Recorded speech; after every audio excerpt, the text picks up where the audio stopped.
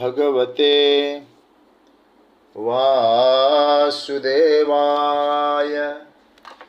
कृष्णाय वासुदेवाय हरे परमात्मने प्रणतः क्लेशनाशाय गोविंदाय नमो नमः।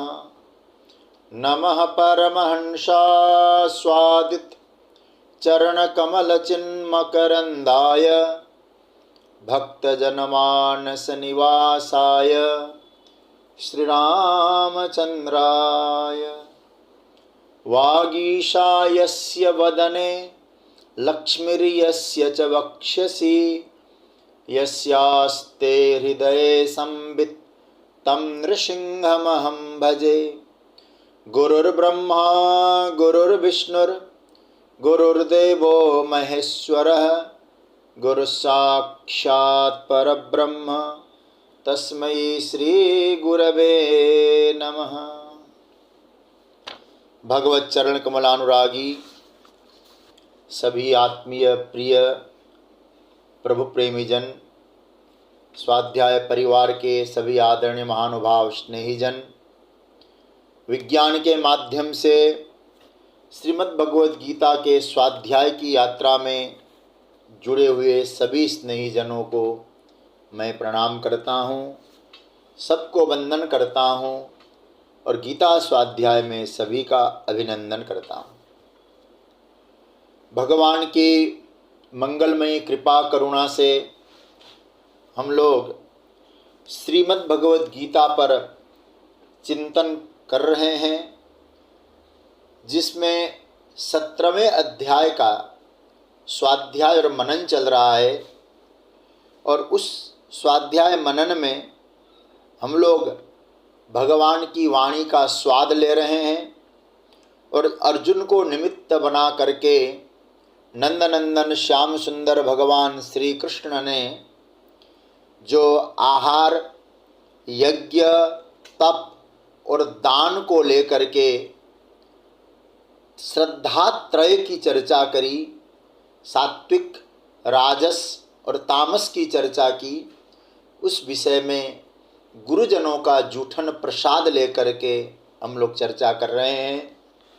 कल हम लोगों ने जो चर्चा की उसमें राजस तप के विषय में देखा कि सत्कार, मान और पूजा के लिए दम्भ पूर्वक जो तप किया जाता है वह राजस तप होता है।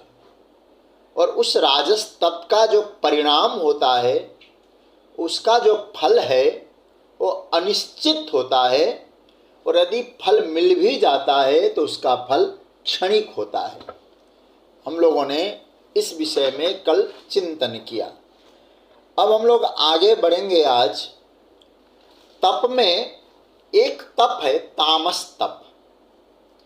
तामस तप में प्रेरक कौन होता है, किसकी प्रेरणा से वो तामस तप में प्रवृत्त होता है। कल हम लोगों ने देखा सत्कार, मान और पूजा इन्हें हैं उनके प्रेरक तत्व, और दंभ पूर्वक दिखावे से वो तप करता है तो वो राजस तप माना गया है। लेकिन उससे भी एक सीढ़ी और नीचे जिसको भगवान ने तामस तप कहा है, वो तामस तप क्या है, ये 19वें श्लोक में भगवान ने इस बात को अच्छी तरह से समझाया है। इसलिए पहले हम लोग इस 19वें मंत्र का दर्शन करें, पाठ करें, फिर उसके आधार पर कुछ चर्चा करके मेरा प्रयास रहेगा आज फिर हम लोग दान की ओर भी बढ़ें, क्योंकि चौथा जो लक्षण है दान का, उस पर भी हम लोग जाएंगे। तो आइए पहले तामस तप की ओर ठाकुर जी ने जो इंगित किया है उसका दर्शन करें। मैं बोलूं फिर आप लोग बोलिएगा। मूढ़ग्राहेणात्मनो यत् पीडया क्रियते तपः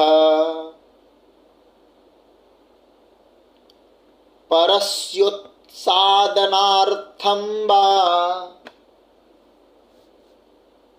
तत्तामसमुदाहृतम्। ये तामस तप किसको कहा गया? भगवान कहते यत तपः, इसका पहले अन्वय देखिए कैसे अर्थ लगता है अन्वय से। यत तपः मूढ़ग्राहेण आत्मनः पीडया वा परस्य उत्सादनार्थं क्रियते तत् तामसम उदाहृतम्। इसका अर्थ दर्शन करिए। यत तप मूढ़ग्राहेण, यत मतलब जो, तप मतलब तप, मूढ़ग्राहेण दुराग्रह प्रेरित हठ से, हठ पूर्वक दुराग्रह से प्रेरित हठ से, आत्मनः पीडया अपने को कष्ट दे करके, वा अथवा परस्य उत्सादनार्थम अथवा दूसरे का अनिष्ट करने के लिए, क्रियते किया जाता है, तत् उस क्या उस तप को तामसम उदाहृतम, उस तप को तामस कहा गया है। ये तीसरा वाला तप है, तामसिक तप। लेकिन उसमें तमस का रंग कब भरा जाता है? तपस्या में तमस का रंग भरने कैसे भरा जाता है? तो भगवान कहते हैं इसमें प्रेरक तत्व देखो। इस तप को करने के लिए प्रेरणा किसने दी उसको? यहां भगवान यहाँ जो स्पष्टीकरण कर रहे हैं, क्रिया भी अलग है। क्रिया इसमें भगवान कहते हैं क्या विशेष है क्रिया इसमें? तो भगवान कहते हैं इसमें पीड़ा नाम की एक क्रिया है। पीड़या कष्ट, कष्ट नाम की एक क्रिया है, पीड़ा नाम की एक क्रिया है। वह प्रधानता से भगवान ने यहाँ उल्लेख किया है। पीड़या क्रियते, कष्टपूर्वक तप करता है। अब यहाँ हम लोगों ने जो सात्विक तप की चर्चा में देखी तो मना प्रसाद सौम्यतम, उसमें वो है नहीं। फिर हम लोगों ने देखा जो अनुद्वेग करम वाक्यम, उसमें वो भी नहीं है। शारीरिक तप जो होता है देव द्विज गुरु प्राज्ञ पूजनम शौचमार्जवम, वो भी उसमें है नहीं। तो वो सब इसमें बिल्कुल नहीं है। भगवान क्या कह रहे हैं? मूढ़ग्राहेण। ये बहुत गजब का सूत्र है। बोले इनके तपस्या का जो कारण है, इनकी तपस्या का जो हेतु है। और देखिए हम लोगों ने जब सात्विक तप की चर्चा की ना, वह बहुत बढ़िया बात भगवान ने कही थी, श्रद्धया परया। और तामस तप राजस तप में क्या कहा था? सत्कार मान पूजार्थम। तो परम श्रद्धा भी नहीं है, सत्कार मान पूजा भी नहीं है, ये सब नहीं है। तो फिर क्या है? मूढ़ग्राहेण। ध्यान से सुनिएगा, मुख्य तो यह है इन्हें जो धारणाएं हैं ना, इन्हें जो सोच है ना, वो गलत मिल रही है सोच। मूढ़ग्राहेण, इसको भाष्य में क्या लिखा है? अविवेक निश्चयेन। शंकर जगतगुरु शंकराचार्य भगवान कहते हैं अविवेक निश्चयेन, मतलब अज्ञान पूर्वक जो निश्चय है, ज्ञान का निश्चय नहीं है। मूढ़ग्राहेण का अर्थ भगवान भाष्यकार ने लिखा ना समझी को ही इन्होंने अपना निर्णय बना लिया, अज्ञान को ही इन्होंने निश्चय मान लिया। अज्ञान को निश्चय मानना मतलब क्या है? सुनी सुनाई बात को लेकर निश्चय कर देते हैं। किसने सुनाया? बोले एक बाबा आए जिसको हम लोग बोल सकते हैं ढोंगी बाबा। उन्होंने क्या कहा? भैया हम तो प्रयाग में गए थे कुंभ मेले में, 40 दिन तक खड़े रहकर तपस्या की। इन्होंने इस बात को सुना। अब सुनने के बाद क्या कर लिया इन्होंने? बोले खड़े रहना ही हमारे लिए तप है, जाड़े में नंगे बदन रहना हमारे लिए तप है। आप सोचिएगा, जाड़े में जहां शून्य का टेम्परेचर हो, यदि कोई व्यक्ति नंगा बदन रहता है, आप उसको तपस्वी मानेंगे क्या? यदि मुझसे कोई पूछता है तो मैं कहूँगा महामूर्ख है, अविवेकी है, उसको तपस्या नहीं माना जा सकता है। इसलिए भगवान ने कहा इनका आग्रह ही गलत है। मूढ़ग्राहेण, तामसिक बनाना है, बस एक धारणा बननी चाहिए। अरे भाई, इन्हें इस प्रकार की अब धारणा कैसे आई? फिर ध्यान से समझना, इस प्रकार की धारणा कैसे? बोले हमको ऐसे तप करना है, शरीर को कष्ट देना है, नंगे बदन रहना है, कील चुभोना है, खड़े रहना है, खड़ेश्वरी बनना है। इस प्रकार के विचार आए कैसे? क्या विचार करके आया है सब? क्या शास्त्र श्रवण से आया, सदगुरु की वाणी से? फिर कहां से आया? तो कहते अविवेकेन, अविवेक के कारण इस प्रकार के विचार, इस प्रकार का निश्चय उन्होंने कर लिया। सुना तो सुन लिया। अरे भाई, सुन तो लिया ठीक है, लेकिन क्या जो बात तुमने सुनी, उस सुननी हुई बात पर आपने विचार किया कि नहीं? विवेक तो करिए। इसलिए भगवान भाष्यकार कहते अविवेक निश्चयन। अरे आपने क्या अपनी बुद्धि बेच दी? देखो, हमारे यहां कहा गया है भगवान हमारी रक्षा करने के लिए क्या व्यवस्था दिए? यदि भगवान डंडा लेकर हमारे पीछे खड़े रहेंगे तो हम पशु हैं। तो भगवान ने क्या कहा? बोले एक तुम्हारे पीछे तुम्हारी रक्षा के लिए एक तत्व देता हूं, उस तत्व का नाम है विवेक। विवेक से, विवेक का अर्थ क्या बना? जैसे आप लोग भात बनाते समय चावल बीनते हैं, जो कंकड़ इत्यादि बीनते हैं, और कंकड़ बीनकर अलग कर देते हैं, उस चावल से फिर भात बनाते हैं। तो विवेक का अर्थ क्या हुआ? हमारी बुद्धि में जो है असत तत्व है, जो हमारे मार्ग में बाधा उत्पन्न करने वाले अविवेक जन्य, अज्ञान जन्य तत्व है, वो सब क्या है? जैसे चावल में कंकड़ है।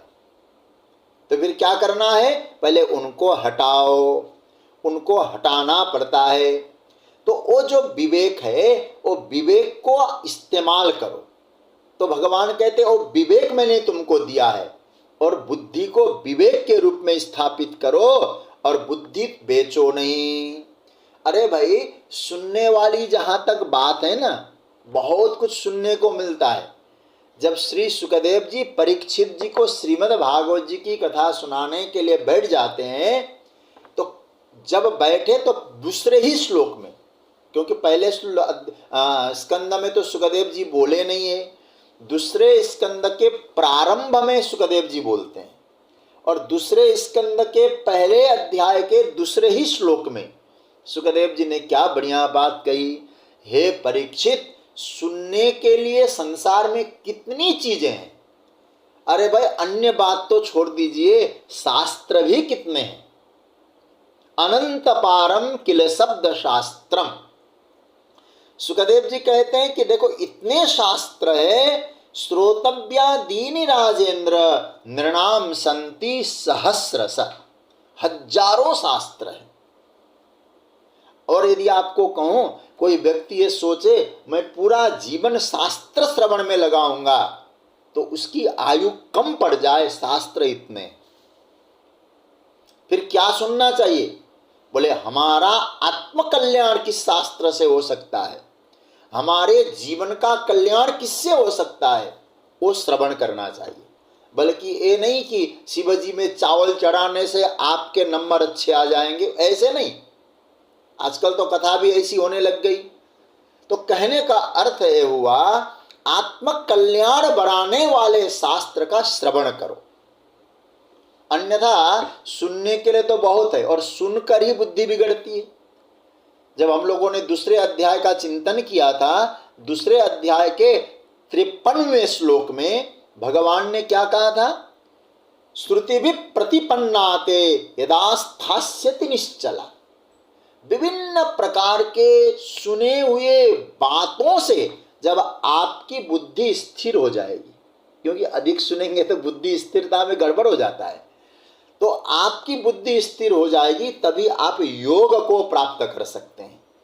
श्रुति भी प्रतिपन्नाते यदा स्थास्यति निश्चला समाधाव चला बुद्धि तदा योगम वाप्स्यसि।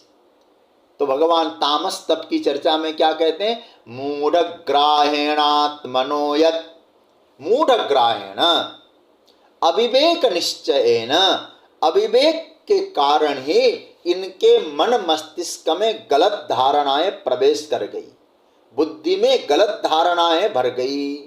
भगवान कह रहे हैं वो गलत धारणाओं के कारण वो व्यक्ति तप तो करने लगा। कैसा कब तप करने लगा? आत्मनो पीडया तपः क्रियते। देखिए शब्द कितने बढ़िया है। भगवान कहते हैं आत्मनो पीडया, मतलब आत्मनो पीडया यत तपः क्रियते। ग्रंथ देखते जाइए आप लोग, क्या कहते हैं? पीडया, एक तो हुआ अविवेक, ठीक है, मूढ़ग्राहेण, ठीक है, अविवेक से, दूसरा पीड़ा से। देखिए तामस तप में मूढ़ता के आग्रह से, अविवेक के कारण व्यक्ति अपने आप को कष्ट दे रहा है, तप कर रहा है। तामस प्रवृत्ति के लोगों में इसकी प्रधानता रहती ही रहती है। इसलिए इनकी धारणा यह है स्वयं को कष्ट देना ही तप है। समझ रहे ना बात को? स्वयं को जितना हो सके कष्ट दो, वो आपका तप बन जाएगा। और एक बात मैं आपको कहूं, सिद्धांत के रूप में याद करने लायक बात है। व्यक्ति के जीवन में जब किसी बात के लिए व्यक्ति अधिक आग्रह करता है ना अविवेक के कारण, तो हमारी सारी क्रियाएं फिर गलत दिशा में चली जाती है। जो हमें नहीं करना चाहिए वो कार्य हम करने लगते हैं। अरे भाई तप का अर्थ क्या है? तप का अर्थ है सहन करना। क्या सहन करना? केवल सर्दी गर्मी सहन करना तप नहीं है। आप क्या दूसरे की उन्नति सहन कर पा रहे हैं? तप का बहुत महत्व है। दूसरे की उन्नति को सहन करना भी तप है। तो ठाकुर जी क्या कहते हैं? अच्छा, अविवेक के कारण स्वयं को पीड़ा देते हैं। क्या और भी कुछ करते हैं ये लोग? बोले हाँ करते हैं ना। और क्या काम करते हैं विशेष? बोले विशेष काम ये करते हैं, इस शब्द को पकड़ना, परस्य उत्सादनार्थम, नीचे की पंक्ति, परस्य उत्सादनार्थम, परस्य मतलब दूसरे को, उत्सादनार्थम पीड़ा देने के लिए। स्वयं को तो कष्ट दे ही रहे हैं, लेकिन स्वयं को कष्ट क्यों दे रहे हैं? दूसरे को कष्ट देने के लिए। देखो सात्विक तप में तो ये कहा जा सकता है स्वयं को कष्ट इसीलिए देते हैं क्योंकि दूसरे को सुख मिले, यह तप होता है। जैसे कहा जाता है ना, एक बार एक व्यक्ति ने एक गुरुजी के पास, महाराज कोई वस्तुएं थी, जो वो वस्तुओं को ले लेते गुरुजी, पी लेते, खा लेते तो प्राण निकल सकते थे अथवा बड़ी पीड़ा हो सकती थी। तो गुरुजी को कष्ट न पहुंचे तो शिष्य को मालूम पड़ा, तो गुरुजी पीने को हुए, जबरदस्ती छीन कर स्वयं पी लिया। गुरुजी के प्राणों को बचाया स्वयं को कष्ट देकर। बोले ये तो आप तप कह सकते हैं, लेकिन स्वयं को कष्ट क्यों दे रहा है? बोले इसीलिए दे रहा है दूसरे को पीड़ा पहुंचे। ये तामसिक तप है। देखो ध्यान देना, दूसरे को पीड़ा देने के लिए वो तप करते हैं। यह भी उनके जीवन में प्रेरक तत्व है। सुनने में आता है ना, कुछ लोग अभिचार मंत्रों का प्रयोग करते हैं। कुछ मंत्र ऐसे होते हैं जो अभिचार का प्रयोग करते हैं। किसके लिए प्रयोग करते हैं? सुनने में आता है कि दिन में इतने हजार, इतने लाख मंत्र का जप करते हैं। क्यों करते हैं भाई? क्या प्रभु प्रेम के लिए करते हैं लोग? हाँ, दूसरे का नुकसान हो जाए इसलिए भी करते हैं, और इसलिए अपने आप को पीड़ा दे रहे हैं। आत्मनो पीड़या, लेकिन दूसरे का कल्याण ना हो, दूसरे को तो कष्ट ही मिलना चाहिए। एक बहुत प्रसिद्ध कथा है ना, कैसे तपस्वी होते हैं, वो बहुत प्रसिद्ध, सब लोग जानते हैं। एक व्यक्ति भगवान को प्रसन्न करता है, तो भगवान ने कहा कि भाई तुम जो कहोगे कर देंगे, लेकिन याद रखना तुम्हारे जो पड़ोसी को दुगुना मिलेगा, तुमसे डबल मिलेगा। एक घर मांगता है तो पड़ोसी का 2 घर, एक दुकान मांगता है पड़ोसी का 2 दुकान। तो उसको तो बहुत परेशानी में आ गया, तो उसने कहा कि महाराज एक काम करो, मेरे घर के आंगन में एक कुआं बना दो जिसके ऊपर कोई दीवार ना हो। अब पड़ोसी के घर के आंगन में 2 कुएं, और फिर क्या कह दिया, मेरे एक आंख फोड़ दो। एक आंख फोड़ दो और उसके दोनों आंख फूटे, तो परिणाम सामने कुआं हो और दोनों आंखों से अंधा हो, तो आप सोचिएगा फिर क्या हाल हो जाएगा। अपने आप को कष्ट क्यों दे रहा है, अपनी एक आंख क्यों फोड़ रहा है? इसलिए फोड़ रहा है क्योंकि दूसरे का सर्वनाश हो जाए। इसलिए परस्य उत्सादनार्थम, दूसरे का नष्ट करने के लिए वे लोग साधना करते, तप करते हैं। करते नहीं, कष्ट सहते हैं, क्योंकि कष्ट सहना तप है, लेकिन इनका ये तप तामस तप है, क्योंकि इनका लक्ष्य अच्छा नहीं है। ऐसी धारणा होती है। कुछ पाने के लिए मुझे भले ही कष्ट सहन करना पड़े, लेकिन दूसरे को नष्ट करना है।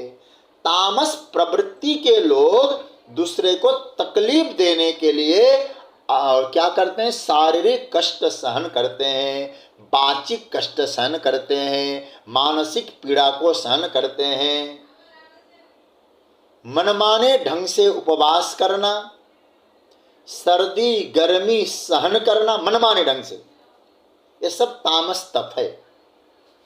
इसलिए भगवान कहते हैं परस्य उत्सादनार्थम तत्तामसम उदाहृतम, ऐसा तप तामस तप कहा जाता है। तो इसका अर्थ क्या बना? अब इस तप को मैं विराम दूंगा, क्योंकि आगे दूसरी प्रकृति में हम लोग दूसरे प्रकरण में जाएंगे।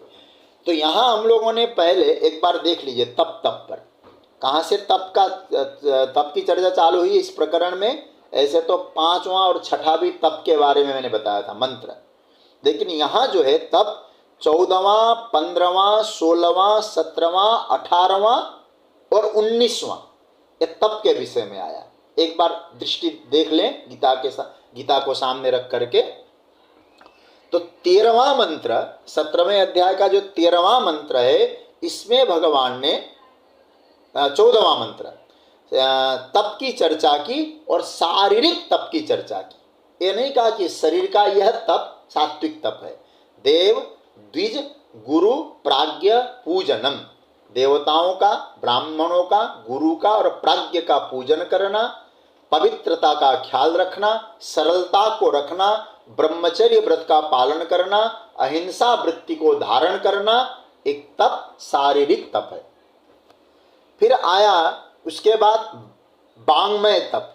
वाङ्मय तप का मतलब हुआ अनुद्वेग करम वाक्यम, उद्वेग उत्पन्न न हो किसी को, इस प्रकार के वाक्य बोलना। कैसे हो वाक्य? सत्य हो, प्रिय हो, हितकारी हो, और स्वाध्याय का नित्य स्वाध्याय चले, और अभ्यसनम का अर्थ बताया मैंने, नाम जप हो। तो इसका अर्थ क्या है? बोले ये है वाङ्मय तप है।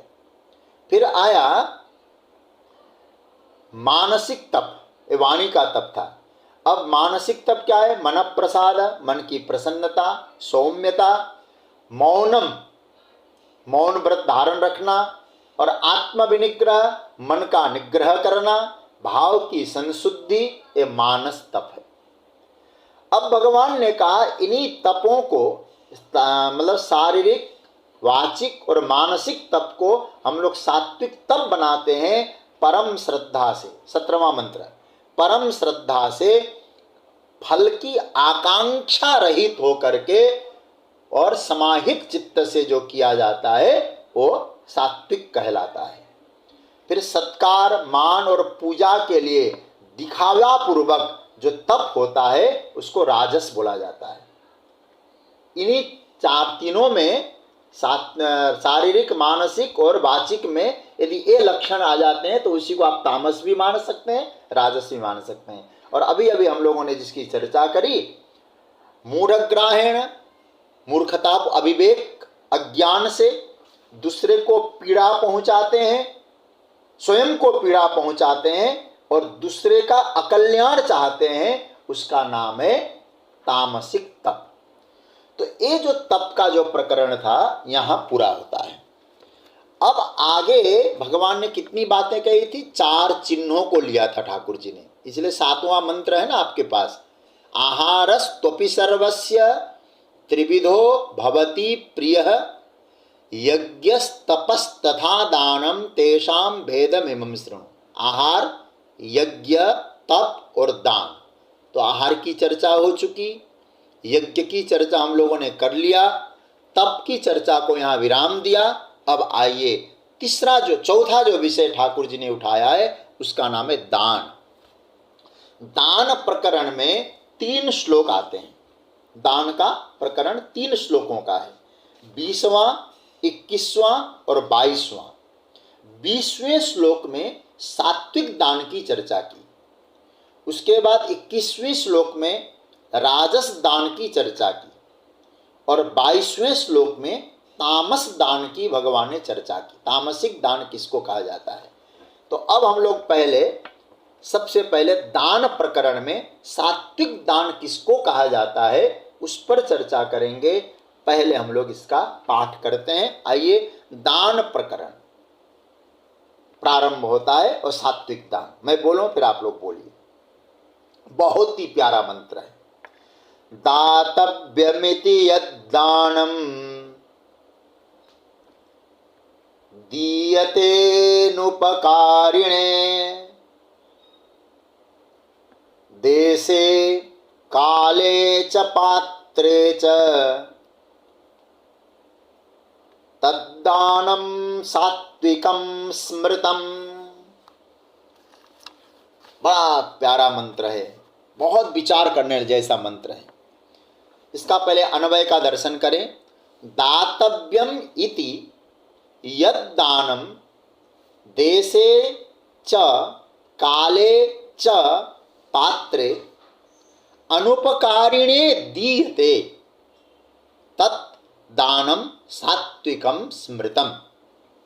इसका अर्थ देखिए, दातव्यम इति देना ही कर्तव्य है, इति मतलब इस भाव से, देना ही, दातव्यम मुझे देना ही चाहिए, इति मतलब इस भाव से, यत दानम जो दान, देशे च देश च मतलब और, काले च काल च मतलब और, पात्रे पात्र के प्राप्त होने पर, देश तथा काल और पात्र के मिलने पर, प्राप्त होने पर, अनुपकारिणे, अनुपकारिणे मतलब उपकार न करने वालों के प्रति। ये बहुत ही प्यारा मंत्र है। उपकार नहीं करने वालों के प्रति दीयते, दिया जाता है। ये आप लोग कभी, हम लोग भी जब पहले बार पढ़ते हैं ना, कभी कभी भ्रमित हो जाते, उपकार न करने वालों के प्रति, ये तो कृतज्ञता आ जाएगी, लेकिन अभी स्पष्टीकरण अभी व्याख्या में करेंगे। अनुपकारिणे उपकार न करने वालों के प्रति, दीयते जो दिया जाता है, तत् वह दानम दान को, सात्विकम स्मृतम सात्विक कहा जाता है। ये सात्विक दान का अर्थ बताया। देखिए, तद्दानम सात्विकम स्मृतम, ये मुख्य वाक्य है। उस दान को सात्विक कहते हैं। कौन कहता है भाई? बोले शिष्टई। भगवान भाष्यकार तो बहुत बढ़िया बात कहते हैं, अच्छे लोग कहते हैं, जो शास्त्रों को जानते हैं, शास्त्रज्ञ हैं, विशिष्ट जन है, ज्ञानी जन है, वो कहते हैं ऐसा दान सात्विक दान है। कैसा दान? यद्दानम जो दान, तद्दानम। इसलिए दोनों देखिए, संस्कृत का यही तो आनंद है, यत् तत् दोनों चीजें आई ना।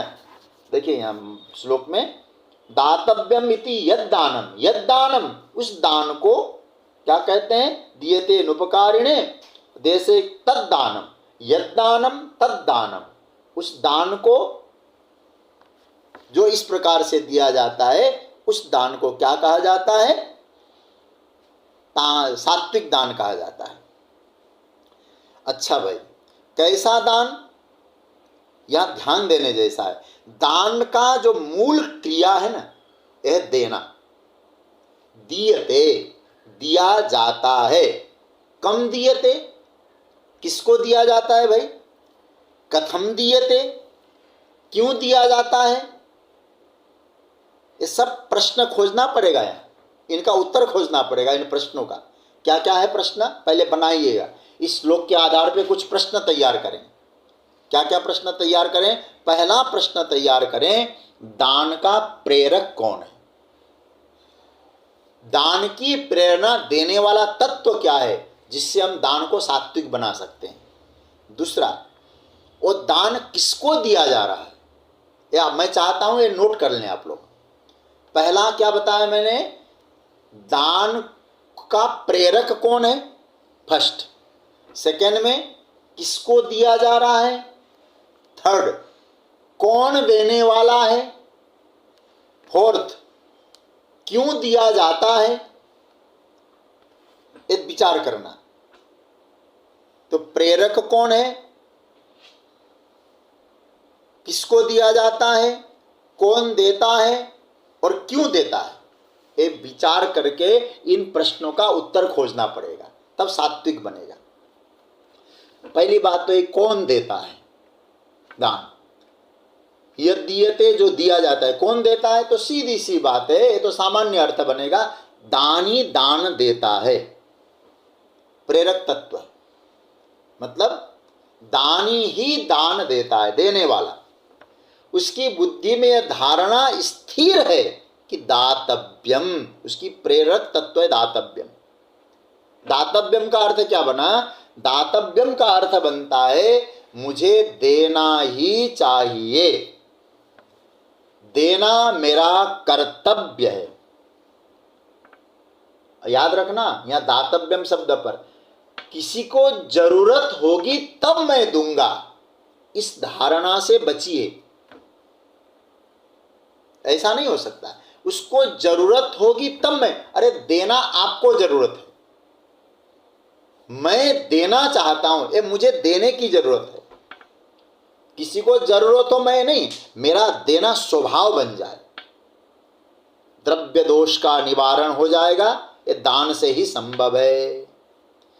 मुझे संस्मरण में आ रहा है, हमारे पूज्य आचार्य चरण एक बात कहा करते थे कि एक बार नैमिषारण्य में परम पूज्य प्रातस्मरणीय स्वामी श्री अखंडानंद सरस्वती जी महाराज ने आनंदमयी माता, आनंदमयी माँ यजमान के रूप में बैठी थी। बड़े बड़े संत थे। 15 दिन की पाक्षिक भागवत की, 15 दिन या 1 महीने की कथा हुई भागवत जी की। तो भागवत जी की कथा के बाद जब महाराज श्री पूज्य स्वामी जी वहां से विदा होने लगे तो आनंदमयी माता ने कुछ वस्तुएं बांध दी, एक लिफाफा दे दिया। तो स्वामी जी ने कहा, माँ इसकी जरूरत क्या है? यहाँ जब तक रहें सभी साधु संतों को भोजन मिल गया, वस्त्र मिल गया है। अब हम लोग जहाँ जा रहे हैं आपने टिकट की व्यवस्था कर दी, जहाँ पहुँचना है वहाँ लेने के लिए आएंगे, तो ये लिफाफे की आवश्यकता क्या है? तो माता ने क्या जवाब दिया? आनंदमयी माँ ने कहा, स्वामी जी बाबा बात यह है कि लेने वालों को जरूरत कब पड़ी, देने वाला अपना कर्तव्य पूरा कर रहा है, इसी का नाम है दातव्य। दातव्यम इति दानम।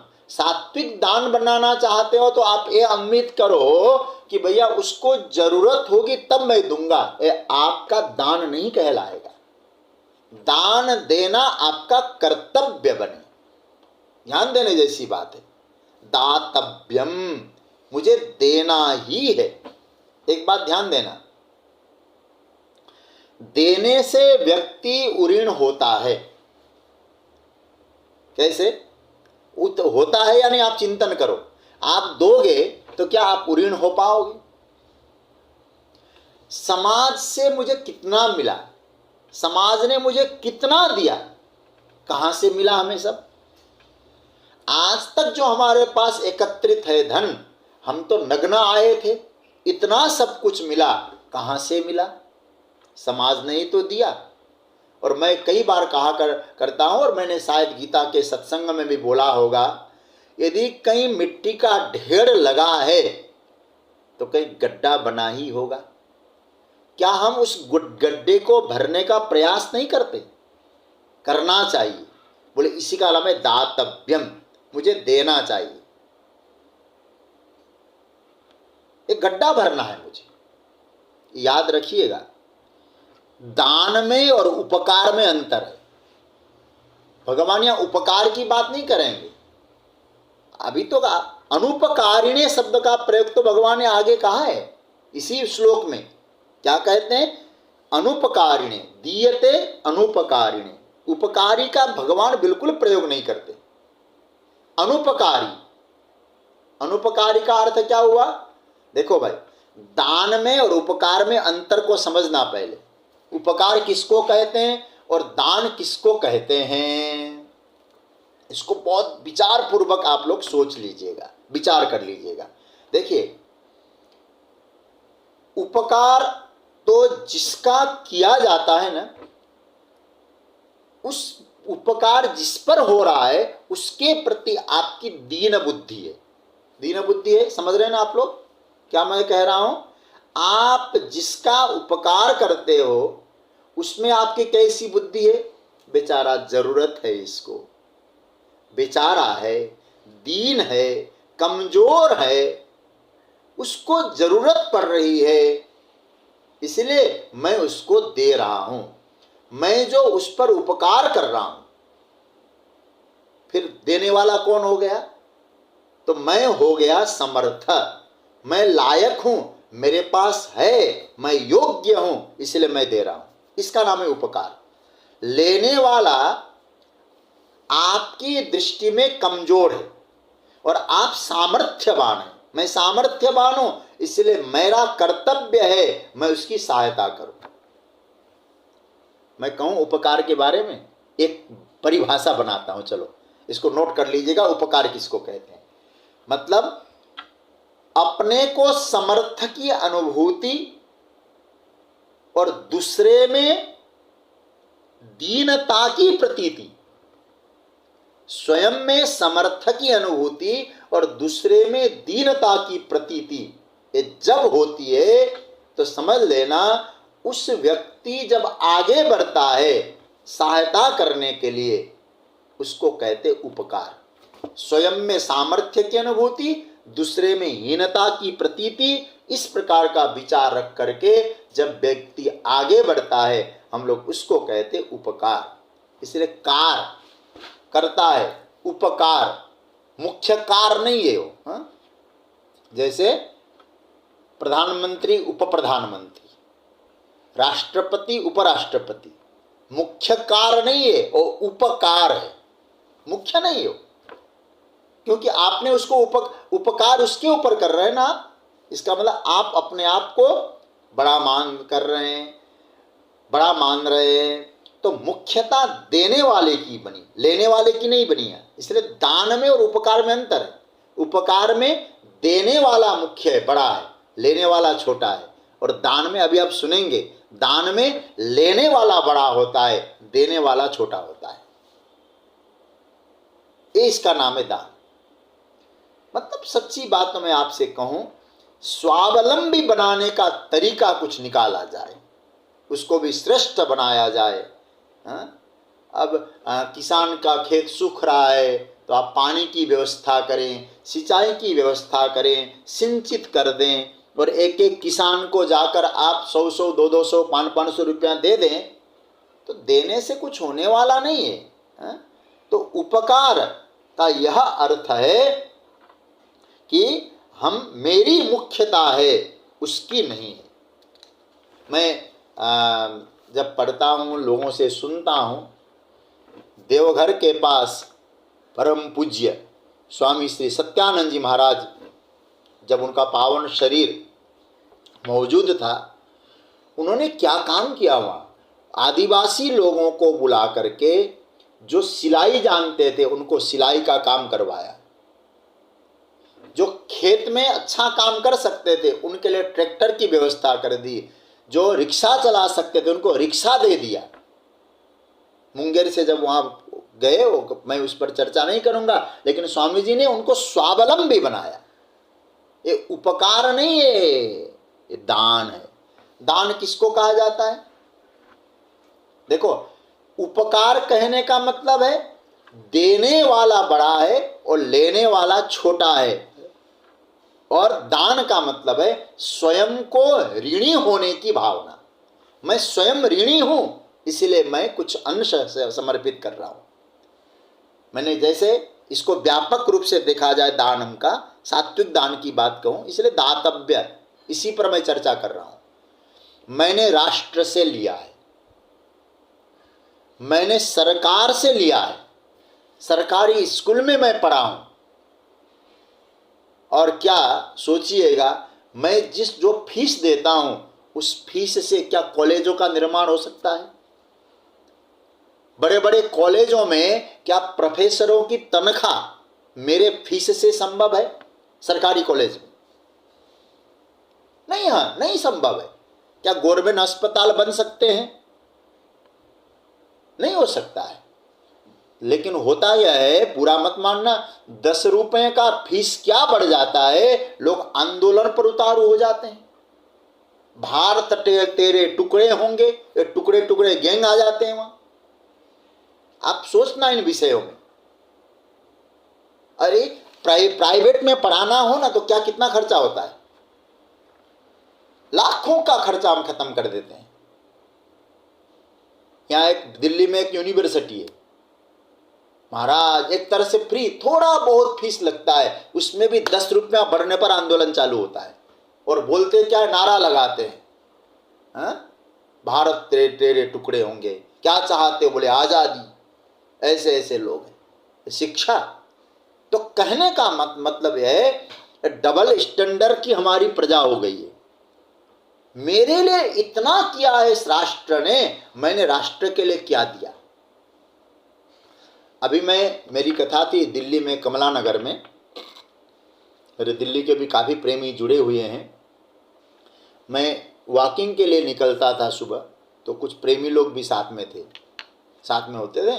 तो उन लोगों ने बताया कि फलाना व्यक्ति इस कॉलेज से निकलकर इतना बड़ा ओहदे पे पहुंचा है, उसने इतना डोनेशन भेजा है यहाँ, कॉलेज के इस भवन का निर्माण उनके कारण हुआ है। जब उन्होंने मुझे दिखाया, मुझे इतना अच्छा लगा। बड़े बड़े भवन का निर्माण किया जा रहा है, और कुछ बड़े बड़े नाम है उन कॉलेजों से निकलकर बहुत बड़े बड़े ओहदे पे गए। बोले आज तक झांक कर नहीं देखा उस कॉलेज को। दातव्यम शब्द पर ध्यान दीजिएगा। समाज ने हमको सभ्य बनाया, हमें बोलना सिखाया, कमाना सिखाया। मैं एक बात और कहूं अपने अनुभव के आधार पर, आपके सामने मैं बोल रहा हूं, कथा होती है तो मंच पर बैठता हूं, कहीं जाता हूं तो लोग बहुत सम्मान और आदर देते हैं। ये कहां से मिला भाई, कैसे मिला? यह संपत्ति जो मेरे पास है, आपके पास भी, सबके पास, मैं अपना अहंकार पूर्वक नहीं, गौरव है, गर्व नहीं, गौरव है मुझे। क्या गुरुदेव ने दिया, संतों ने, गुरुजनों ने क्या नहीं दिया। हाँ, कभी हम लोग पागल हो जाएं तो ये सब मेरे पास रहने वाली नहीं, फिर तो खत्म ही हो जाए। लेकिन मेरे पास ऐसी संपत्ति प्रदान दी है गुरुजनों ने, मुझे ऐसी चीज दी है। कितना बड़ा उपकार है उनका, कितना उदार है वो, कितना बड़ा दान है, कितनी बड़ी पूंजी हमको मिली है, हमसे दूर जाती नहीं। इसलिए क्या कहा जाता है, न चोरहार्यम, चोरी कोई कर नहीं सकता, न च राजहार्यम, राजा लोग नहीं ले जा सकते टैक्स के रूप में हमारे पास जो ज्ञान है, न भ्रातृभाज्यम, आपके पास भाई लोग हैं तो संपत्ति का बंटवारा हो सकता है, क्या आपके ज्ञान का बंटवारा कर पाएंगे? न चोरहार्यम न च राजहार्यम न भ्रातृभाज्यम न च भारकारी। अच्छा, आप एक बोझा लेके दौड़ो, कितना भार होता है, विद्या मस्तक पे है, क्या आपको भार लगता है? और देखो, आपके पास लाख रुपया हो, उसमें से 50 खर्चा कर दिया, आपके पास कितना बचा? 50,000 बचा। लेकिन क्या कहते हैं, ये विद्या तो ऐसा धन है, ये विद्या तो आप चाहे जितना खर्चा करो उतना ही बढ़ता जाता है।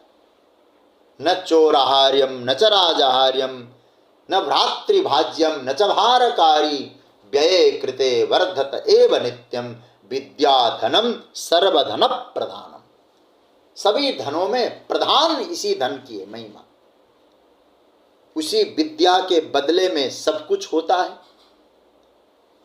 ये चीज हमको गुरुजनों से प्राप्त हुआ, उनकी कृपा से प्रतिष्ठा मिली, सम्मान मिला, कहीं जाते हैं तो आदर मिलता है। आपने क्या किया, क्या कैसे? हमारा केवल इतना है कि हमारे पास मेधा थी, बुद्धि थी तो हम पकड़ लिए, बाकी तो बस उन्होंने दान में दिया। तो ध्यान से देखें तो हमने बहुत जगह से बहुत कुछ लिया है। समाज से लिया, परिवार से लिया, राष्ट्र से लिया, हर जगह से लिया। देने के नाम पर हमने क्या किया, वह तो गिनती में ही बहुत थोड़ा सा रह जाएगा। मेरा कहने का अर्थ यह है, हर कहीं से हर व्यक्ति थोड़ा बहुत ऋणी है। सूर्य का ऋण हमारे ऊपर है, माता पिता का ऋण हमारे ऊपर है, ऋषि का ऋण हमारे ऊपर है, प्रकृति का ऋण हमारे ऊपर है, देवताओं का ऋण हमारे ऊपर है, हर किसी का ऋण है। इसलिए भगवान यहाँ बहुत बढ़िया बात कहते हैं। दान की बात जब कहते हैं तो एक बहुत भी हेवीवेट शब्द का प्रयोग किया है, वो शब्द है, वजनदार शब्द है, दातव्यम। दान सात्विक दान बनाओ, दातव्यम, प्रेरक तत्व दातव्यम है। इसलिए मेरे पास जो कुछ है ये मुझे मिला है। पूज्य स्वामी श्री पथिक जी महाराज कहा करते थे, मिला है मेरा नहीं है। मिली हुई चीज किसी की बदौलत मिलती है, तो हमको क्या करना है, दातव्यम। 2, देने की भावना बनाओ। आप प्रश्न कर सकते हैं, कमाया मैंने, आप दातव्यम पर इतना जोर क्यों दे रहे हैं? मेरी कमाई है, मैं कमाता हूं, आप मेरी जेब पर पैनी नजर क्यों रखते हैं?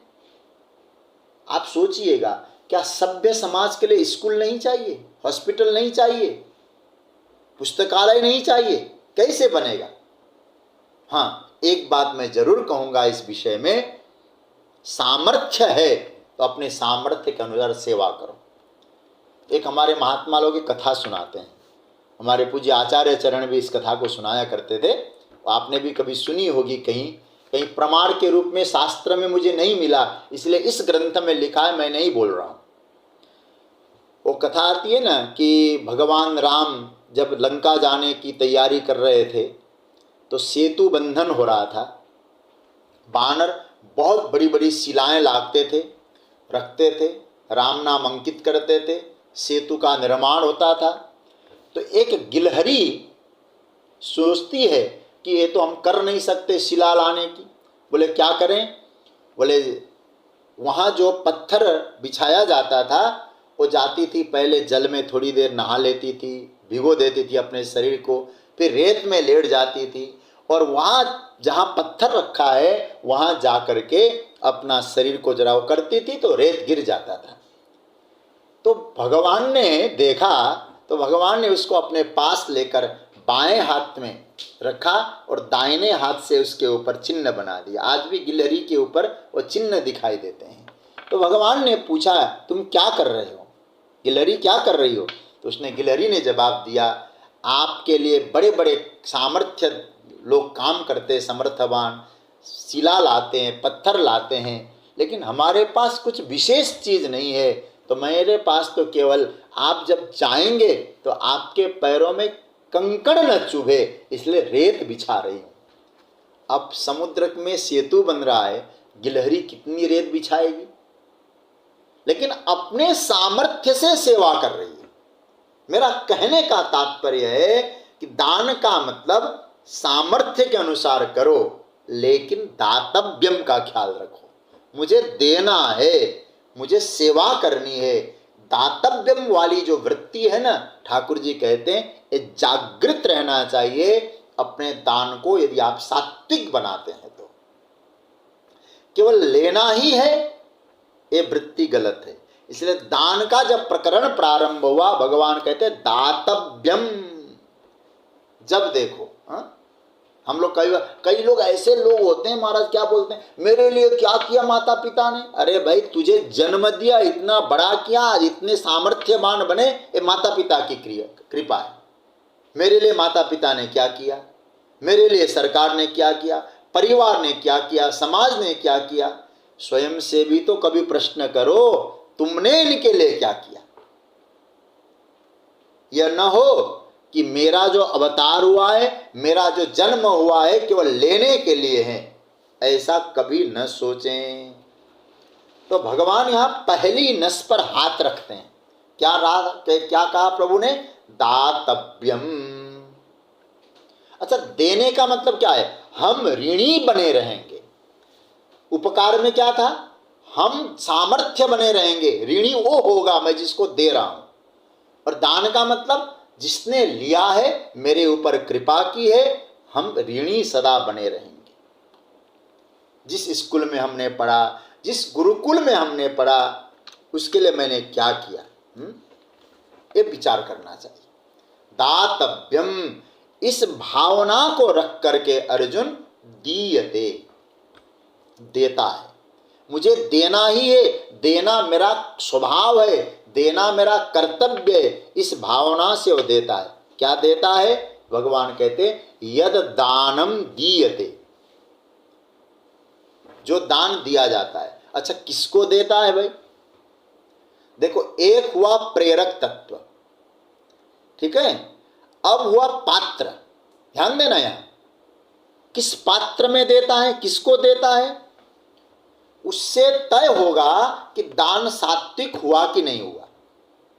पहला सूत्र क्या है, सात्विक दान, मुझे देना है, उपकार नहीं कर रहा हूं, बल्कि मेरे ऊपर ऋण है, मैं दान देकर उऋण तो हो नहीं सकता, लेकिन अपने कर्तव्य को पूरा कर रहा हूं, ये भाव, इसको कहते दातव्यम।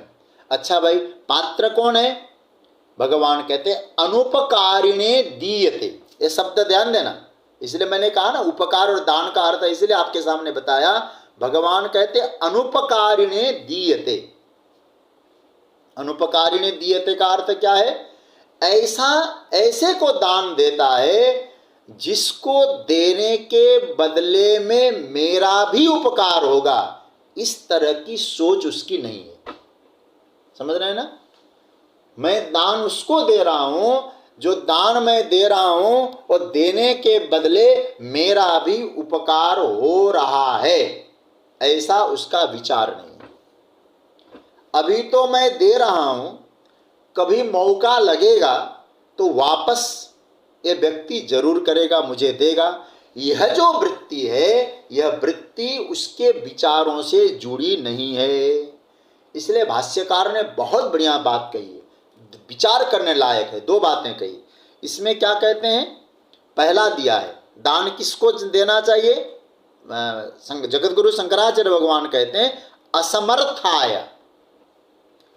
असमर्थ का मतलब क्या हुआ कि इससे मेरा भी उपकार होगा, इस प्रकार का विचार ही उसको नहीं उठता है। मतलब एक हमारे यहाँ कहावत है ना, नेकी कर और कुएं में डाल, दरिया में डाल, अच्छा काम कर और समुद्र में फेंक दे उसके क्रेडिट। तो भगवान कहते हैं अनुपकारिणे, उस अनुपकारिका में पहला नंबर है असमर्थ। क्या असमर्थ को ही देता है, समर्थ को नहीं देता।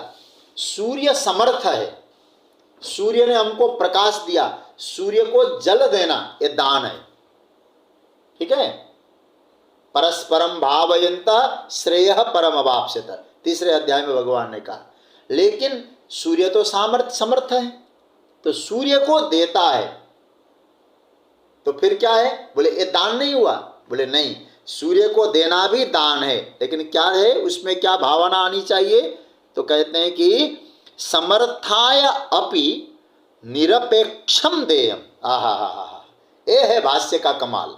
क्या बोलते हैं? समर्थों को भी दो, समर्थवान है उसको भी दो, लेकिन उसको देते समय इस वृत्ति को शामिल मत होने दो, यह कभी न कभी मेरे द्वारा दिया गया उपकार का बदला चुकाएगा। ये भाव नहीं होना चाहिए। दीयते, देना है। क्यों दीयते? दातव्यम इति दीयते। दातव्यम, देना ही मेरा कर्तव्य है। कस्मै दीयते, किसको देता है? अनुपकारिणे। जब देते समय उसके मन में भाव न हो कि मैं दे रहा हूं, मुझे लौटा के देगा, मुझे बहुत कुछ मिलेगा, तो ये दान नहीं कहलाएगा, ये आपका व्यवहार कहलाएगा, ये व्यापार कहलाएगा। क्योंकि मैं दूं और उससे आदान लूं, आदान और प्रदान ये व्यापार की श्रेणी में आता है, दान की श्रेणी में बिल्कुल भी नहीं आता है। तो ठाकुर जी यहाँ कहते हैं दातव्यम, देना ही चाहिए, इसलिए देता है। कस्मै दीयते? अनुपकारिणे दीयते। उपकार की भावना नहीं है, मैं इसके ऊपर उपकार कर रहा हूं, ये नहीं है, बल्कि मेरे द्वारा इन्होंने स्वीकार करके मेरे ऊपर कृपा की है, इनके ऋण से मैं उऋण तो नहीं हो सकता हूं, मैं देकर अपना कर्तव्य पूरा कर रहा हूं। अच्छा भाई, कैसे देता है? दो बातें आ गई। देता है, देने का कर्तव्य है, दातव्यम। किस भाव, कैसे दे? अनुपकारिणे दीयते, जो उपकार की अपेक्षा नहीं रखता है। और आगे कहते हैं कैसे? देशे काले च पात्रे च। ये बहुत प्यारा भाव है, शायद आज इसकी व्याख्या नहीं हो पाएगी। भगवान कहते हैं उचित देश में, उचित काल में और उचित पात्र को देता है। अब तक हमने दो बातें यहां से समझी। देश, अब पहले दो बातें, पहला दातव्यम, देना कर्तव्य है, अनुपकारिणे, अपेक्षा रहित होकर, एक्सपेक्टेशन नहीं है देते समय। कर्तव्य है देना, लेकिन एक्सपेक्टेशन के बिना वो देता है तो समझ लेना उसका दान सात्विक है। और भी कुछ विचार करना होगा। देश, काल और पात्र को देखकर जो दान दिया जाता है वो सात्विक दान कहलाता है। इसलिए ऊपर की पंक्ति हमने देखी, दातव्यम इति दानम दीयते अनुपकारिणे। दान देना ही मेरा कर्तव्य है, क्योंकि मैं इनके ऋण से, मैं ऋण तो हो नहीं सकता, बल्कि दे करके मैं अपना कर्तव्य निभा रहा हूं। देना ही चाहिए, भाव है। और जब देता है, जिसको दे रहा है उससे अपेक्षा नहीं है, एक्सपेक्टेशन नहीं है। और देश, काल और पात्र को देखकर जो दिया जाता है वो सात्विक दान कहलाता है। तो इस प्रकार से भगवान ने यहाँ दान का जो प्रकरण है